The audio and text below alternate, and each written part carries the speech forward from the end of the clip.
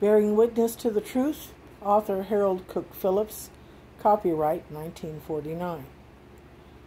Arthur Eddington once concluded, "I should have liked to have closed these lectures by leading up to some great climax. But perhaps it is more in accordance with the true conditions of scientific progress that they should fizzle out with a glimpse of the obscurity which marks the frontiers of present knowledge." Revelation then rests on the assumption that when the mind fizzles out in obscurity, God reveals the truth to man. That as man comes to the end of his rope, God puts a solid rock under his feet. Or as Paul once put it, "But we speak the wisdom of God in a mystery, even the hidden wisdom, which none of the princes of this world knew. But God hath revealed them unto us by his Spirit. For the Spirit searcheth all things, yea, the deep things of God." 1 Corinthians 2, 7 and 8 and 10. So you see, what man does not know, and in the nature of the case cannot, God reveals. That is our faith. Does this faith seem unreasonable? In trying to answer this question, let us ask another. Has science discovered God? This is a quite natural question for a scientifically minded age to ask. Science has discovered so much. Why not God? Science indeed has discovered a power, an intelligence in and behind nature. 7 Reasons Why a Scientist Believes in God is a title of a magazine article. But to know that there is a power in the universe is not enough. We must know the nature of its power. Is this God personal or impersonal? Good, bad, or indifferent? Weak or strong? Wise or foolish? Science cannot answer that question. The character of ultimate reality lies beyond the mind of man to comprehend. In this sense, the answer to the age-old question, "Canst thou by searching find out God?" Job 11:7, is no. This is why faith in revelation is an essential ingredient of all religion. For the religious life cannot be nurtured on the mere assurance that God is. It must know who or what God is. The nature of the ultimately real, the only begotten Son, he had declared him, John 1:18. Such is our faith.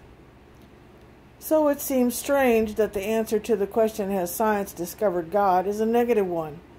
Then let us ask a simpler question. Has science discovered man? The answer to that too is no. To be sure, science has discovered a great deal about man, biological and psychological, yet the deepest truth about man, which is neither biological nor psychological, but moral and spiritual, science cannot discover. For it is that more that transcends nature and sense perceptions, and therefore transcends science, that knowledge cannot fathom.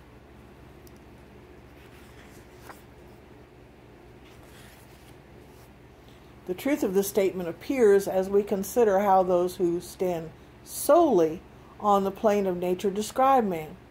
"What is man?" asked the psalmist. Nietzsche, standing on the plane of nature, replies, "The earth has a skin, that skin is full of sores, and one of these sores is called man."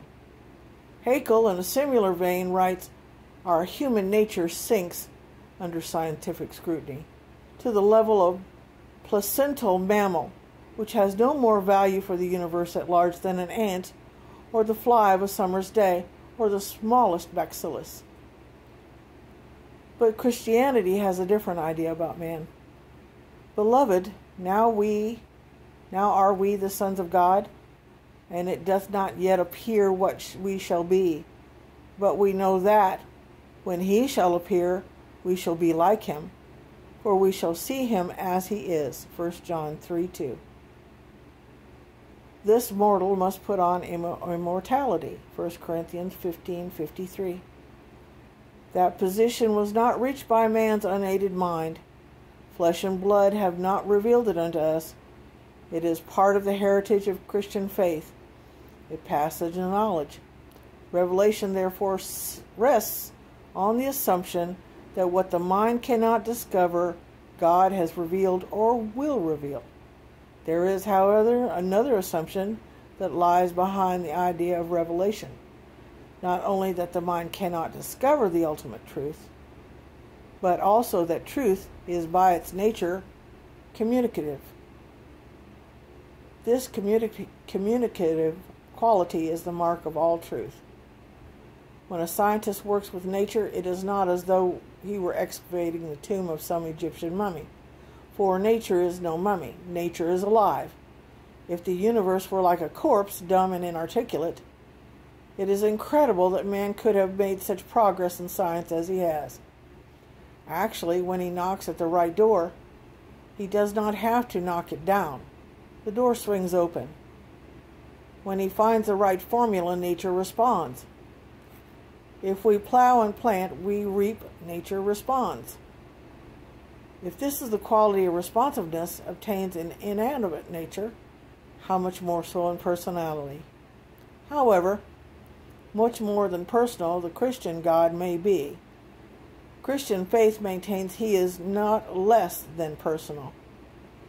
For it is impossible to conceive how a being who is less than personal could have created personality. Can a stream rise higher than its source? Now, personal truth, by which I mean truth incarnate in personality, is par excellence communicative truth.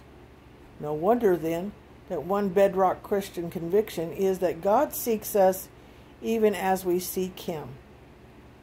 That as we are trying to discover Him, He seeks to reveal Himself to us. He made known His ways unto Moses, His acts unto the children of Israel. Psalms 103:7. Moses did not have to find it out all by himself. Indeed, in the Christian tradition, we go further and claim not only that man's search for God is a double search, but that the initiative in the search is with God.